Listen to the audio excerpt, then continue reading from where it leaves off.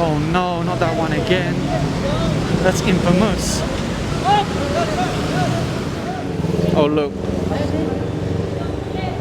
We go. So they're going to try and apprehend him, although look in the bus lane over there. I can see motorcycles in the background. They're also leaving the bus lane. But while they're busy with this four wheels, it's quite likely those MC will slip through. Oh, was he a member of the Hazard gang? Or did he turn them on after they already flagged him over? I can't recall, to be honest, because he was so quick to leave the bus lane. Anyway, they're asked for the license, ORCR, issue the ticket, send him on his way. Although it does involve confiscation of license. Did you notice the radio that the enforcer had there? It's from Cygnus. It's the only range ones because they use the cell network. Okay, there's the registration and there's the license. Although he will ask him to take it out of the holder because sometimes people put calling cards or cash or something like that. So for the enforcer, a lot of them prefer to say remove the license from the holder and just give me the license, because that way no one can accuse them of whatever, right? It is nice to see the buses beating the traffic, right? Now, although the flyover is actually kind of heavy right now, if you look on the service lane, which I'm going to show you once the bus gets past, it's very light. And that's a common thing, is that everybody will cram into the flyovers, everybody will cram into the tunnels, but look at the lanes behind those service lanes.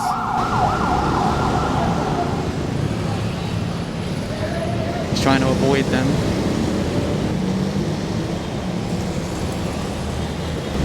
They just flagged down the MC taxi that you saw inside the bus lane.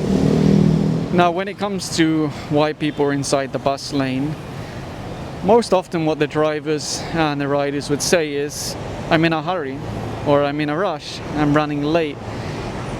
And they will openly admit that yes, I know it's prohibited to drive in the bus lane, but I'm in a hurry. And then of course sometimes people would just say, I was not inside the bus lane. And then once they see the photo of themselves, usually they stop arguing. Our rider's leaving the bus lane now, but he came down so far, I'm pretty certain he's going to be apprehended. I started the camera late because I was looking at a different rider who, well, anyway, looks like this rider's going to be flagged down. I'm sure he understands why already, because if you see that all the cars and motorcycles are in the correct lanes, and you're the only one flying past them in the bus lane, then you already know, right? They're moving in to try and apprehend another rider that was inside the bus lane and then left. MC taxi again. So many MC taxis, really. They flagged down this rider for bus lane violation. I guess technically the plate is also invalid because it doesn't follow the format set by LTO, but I don't think I've ever seen that enforced, actually, to tell you the truth. As long as the plate has the correct information, even if it's written by hand, 99.9% of the time, if not 100% of the time that I personally witnessed, it was accepted. Look, see that bike behind it? Now, although we can't see it, there's an enforcer on the left side of the lane. Because he's standing there, as soon as the bike comes out from behind the bus, he'll spot exactly which one it is. There you go. And there you go. They got the rider to the side now, and they're asking for the license, ORCR. See that? Very quick to leave the bus lane. Like I mentioned earlier, they do have a 1 second or even a 2 second early warning compared to the enforcers. They can see the enforcers earlier than the enforcers can see them. That's the one. They're pulling him off to the side now. And it's a good thing that they were able to get him off to the side, because there's no plate number on the back either. So if he was able to get through, well, there's nothing you can do.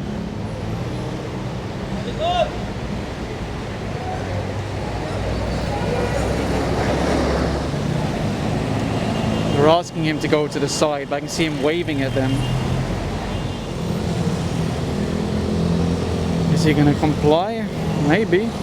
The rider already gave the ORCR. Oh, there you go, that's the license also. Someone behind that bus. If he hasn't changed lanes already.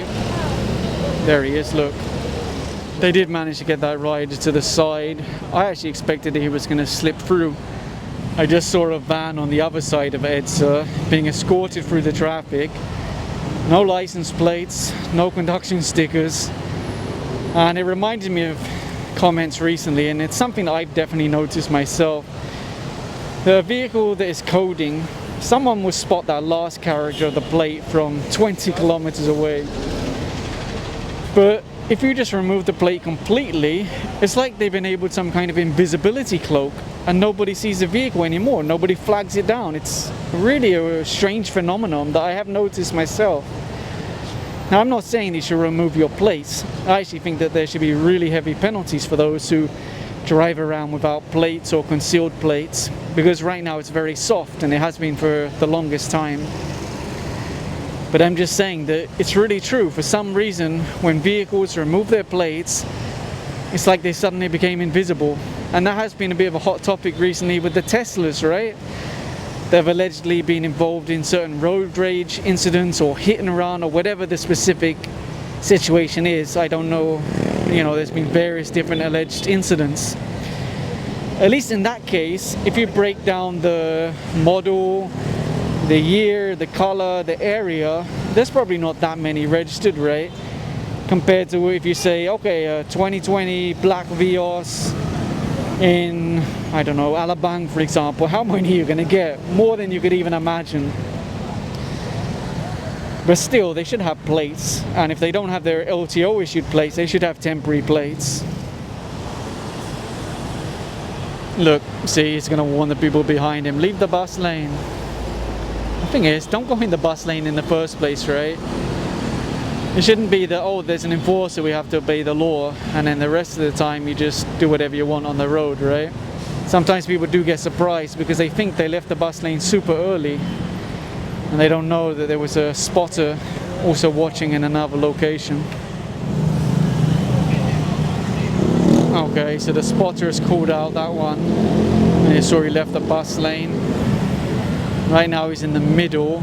I'm guessing by the time he gets closer, he's going to put himself all the way on the other side.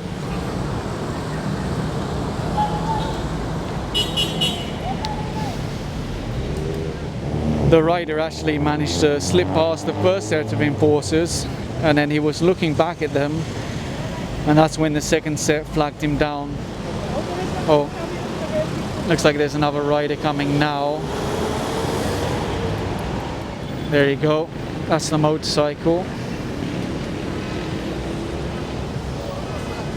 I know it's repetitive, but again, they'll ask for the license or RCR. Trying to go in between the enforcer's head so I can get a clear shot. Sometimes there would be people who think I'm trying to record their face, especially if it's a random person that's been flagged down.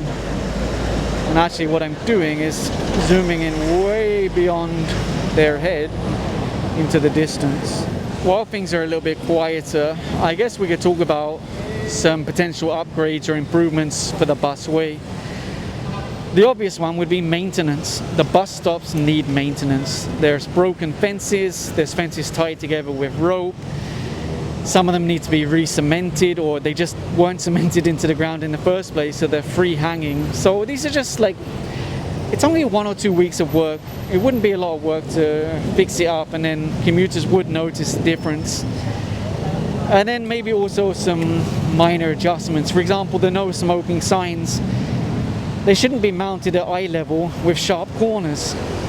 That's just a bad design in the first place. It should be rounded corners and make sure that they're not in a position where someone could accidentally bash their face on it. And then obviously bigger things would be like the footbridge that's needed at Ortigas to bypass the MRT, and they've done that in other areas. For example, Santolan, they installed a new footbridge recently, you know, a few months ago, so that people don't have to go through the MRT station. Now I'm guessing the reason why they didn't install one at Ortigas is because of the SM Busway concourse. But while that's proceeding in SM North, I'm not sure if it's really proceeding at Megamore anymore. So maybe the government really have to install a footbridge there. And that is one of the hot spots for jaywalkers. And I'm sure if you installed a footbridge, it would decrease the number of jaywalkers. Of course, some people will still run across the road. You cannot, you know, that's not going to magically go away. But if you put a footbridge there to bypass the MRT, I think it will massively decrease the number of jaywalkers.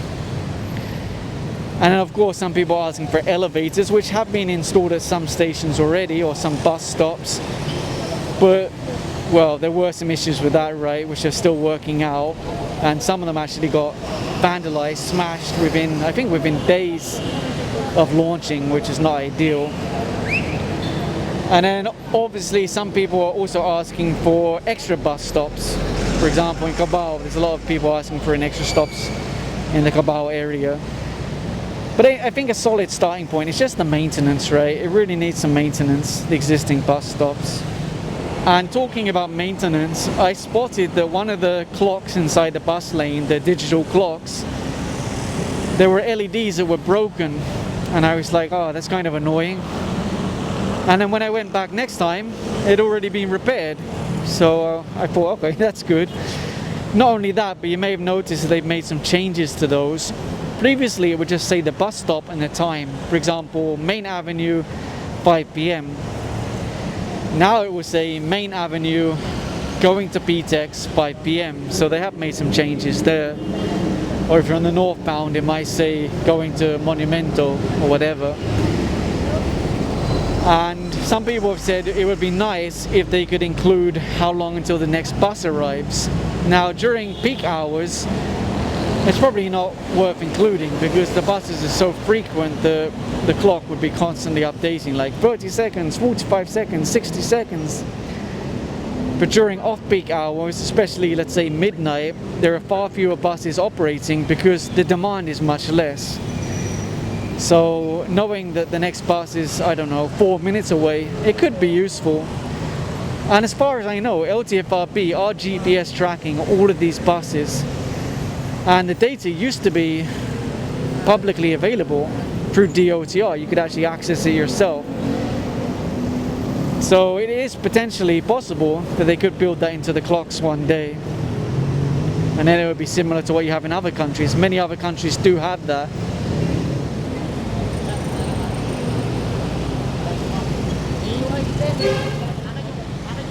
So he's gone all the way to the other side. That one sped his way through. Oh, oh, oh! Was not expecting that. He sped past the first set of enforcers. Second set grabbed him. Sorry about the shaky camera. A rider left the bus lane as soon as he saw the enforcers. They did manage to push the rider off to the side for ticketing, and there you go, he gave the license, no argument.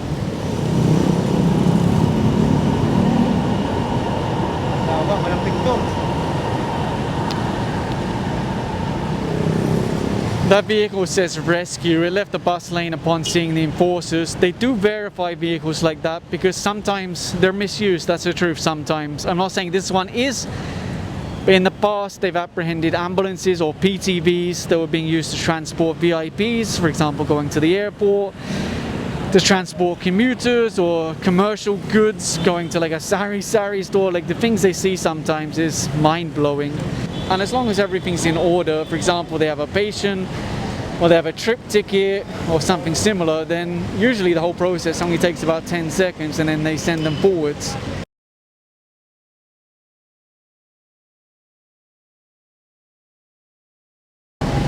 They did manage to get that rider off to the side and thankfully gave his license without any argument.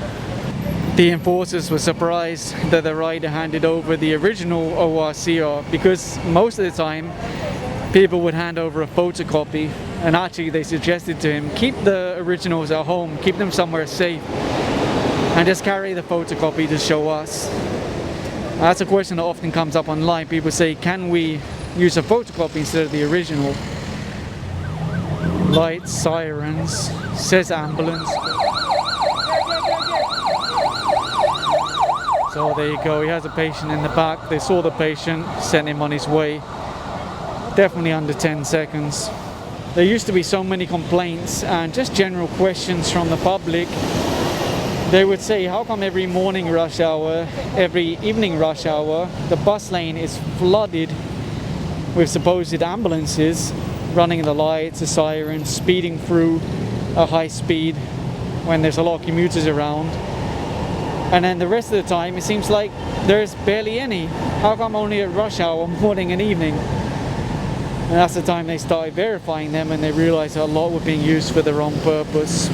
And let me start by saying, or let me end by saying, I do have respect for legitimate medical responders. I'm sorry that you're negatively affected by those who are misusing the vehicles, but unfortunately some people are, and that's why they had to start doing verifications.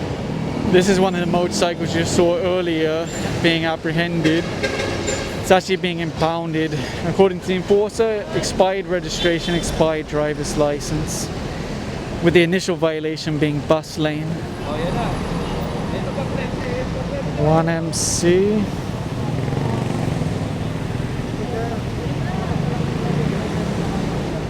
He looked at the enforcers and then suddenly moved to the furthest lane. I'm going to try and push him off to the side. Yan, 4 wheels. 4 wheels eh, no? May motor pa sa likod ah. Dito kalimutan yung motor.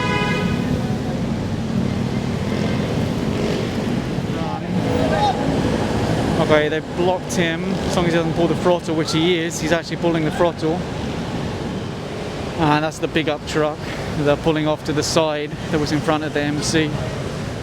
The driver already handed over the license and they're waiting on the ORCR.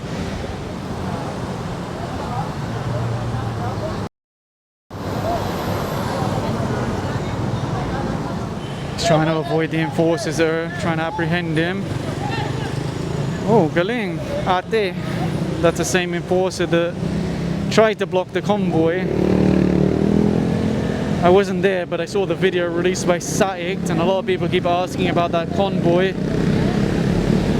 They issued show cause orders, LTO, to the plate numbers of those 4 vehicles. So typically what that means is that the owners and the drivers are summoned to a hearing at the LTO office, and then they have to face the initial violation, which is allegedly bus lane, and then any other violation that could be added.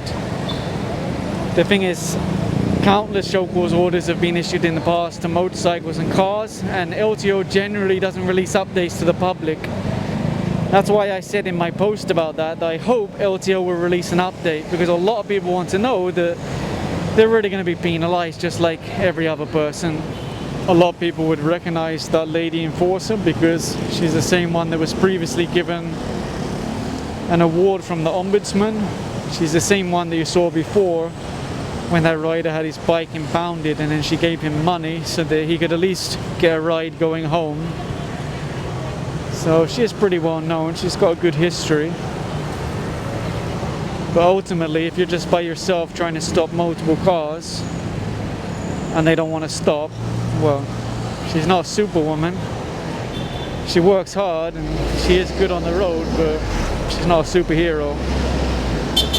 The human body can only do so much. And then people would get angry and say, there's the 4 wheels also, look, he's flashing his lights, there's 2 of them.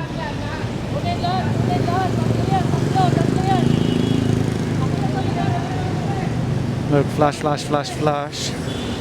One of the riders is trying to run. He might get through, but if they could get the cars.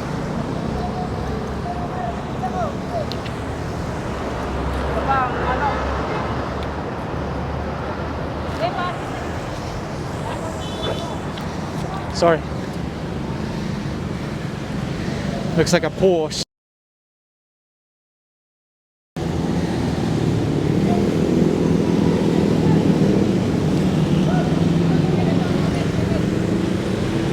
I think that's the...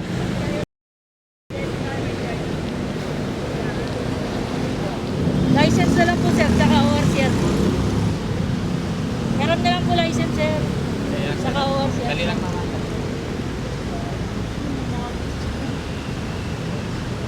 Sir, license po, meron na lang po sir. Kasi sir, bawal po tayo dito sa bus lane sir eh. Meron na lang po yung OR, license saka OR sir. I already heard the lady enforcer tell one of the guys to stand in front, but if it really forces it, I don't know. According to the enforcers, they got the license from the Porsche, but no papers daw at the time of apprehension. Oh, at saka Okay, that's a little bit easier. The driver's handed over his license. A little bit tense for a while, but now I can already imagine what the comments are going to say, that it wasn't ticketed. I can literally see the ticket right now with the details of the Porsche written on it. And I already saw them give the ticket to the Innova.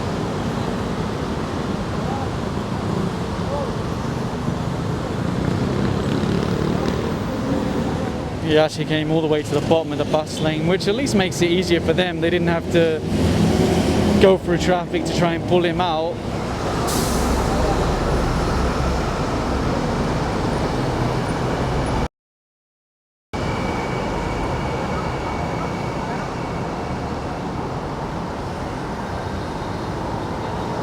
See the enforcers behind me waving at that car to stop, or van.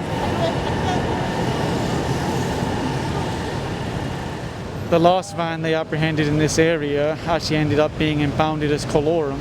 I'm not saying this one is the same, I'm just mentioning it. Although saying that, I think they just confirmed 4,500 pesos going to the driver's desperately trying to call someone, but they're not answering the phone.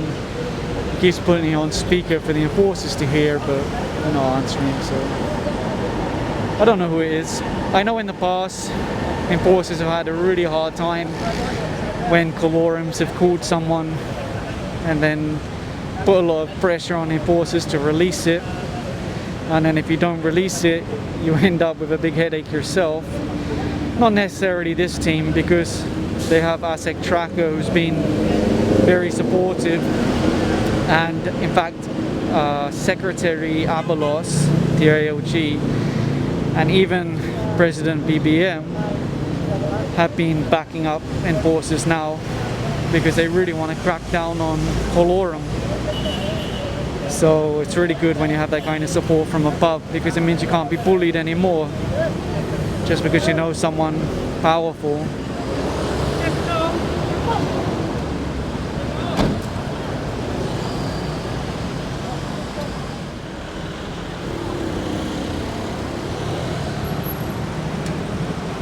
They managed to get that rider to the side. Thankfully, he didn't give them a hard time, so props to you. One of the things that some people have mentioned is that they've hired a van after finding it on Facebook. And on the Facebook page, it will say, oh, we're legal. We have our CPC, franchise, permits, everything. We're legal. Then when the van picks them up, it doesn't have any markings. So that's a red flag to them. And then the driver starts telling them, oh, if we get flagged down, say I'm your neighbor and I'm just helping you because we're friends, and don't say that you're paying me anything. And that's the point that they realize, oh, something's not right here. They may not understand the intricacies of Colorum public transport or Colorum rent or whatever, but they realize, oh, something isn't right here. Why is the driver teaching us what to say if we get flagged down? Anyway, in this case, according to the enforcers, it's 4,500 pesos. So I think they're going to impound that vehicle. And you can't get it released now without a court order. That's another thing that they implemented, that you cannot get the van released or a Colorum vehicle released without a court order, which is good again because it prevents people with influence and connections from sneaking vehicles out. Because if you do that, you're not just facing administrative. Now it's potentially a criminal act. Potentially, I'm not a lawyer, but based on what I've read, it's potentially a criminal act already. So it's really, really dangerous if you're going to involve yourself in those kind of things.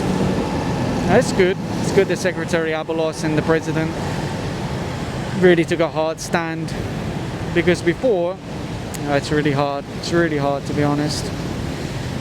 It's hard to be a importer in an anti-Colorum team. You're going to get nothing but headaches. There's an enforcer in the front of that van. They're going to take it to LTO. It's being impounded on the basis that it's allegedly Colorum. Actually, one of the passengers came down, a lady wearing red, and I heard her talking to the enforcers. She admitted, yes, 4-5 per head. Oh no, not that one again. That's infamous. They were shouting at him to stop, but look, he's just driven away with the hazard lights. I'm sorry to say that is the same vehicle that was included in my videos before, where he said, "Bawal ba talaga?" after he was caught 2 days in a row inside the bus lane. Kahapon nahuli ka na namin, di ba? Bawal ba talaga? Bawal, kaya nga kahapon nahuli ka na namin eh. You can see it's a taxi and it looks like they are issuing a ticket. And one of the things I noticed with the taxi, the meter says 40 pesos, which means he's either just picked up that passenger or he started the meter as they were flagging him down. I can't say which one it is, right? I have no idea. But I have seen it in the past where they will start the meter as the enforcer's flagging them down, or even after they're already at the side of the road. And they have impounded taxis in the past for contracting, where they've told the passenger, oh, it's 500 or 300 or whatever, instead of running the meter. And usually the passenger ends up paying more when they contract like that, but because they're desperate to get where they're going, they're willing to pay it.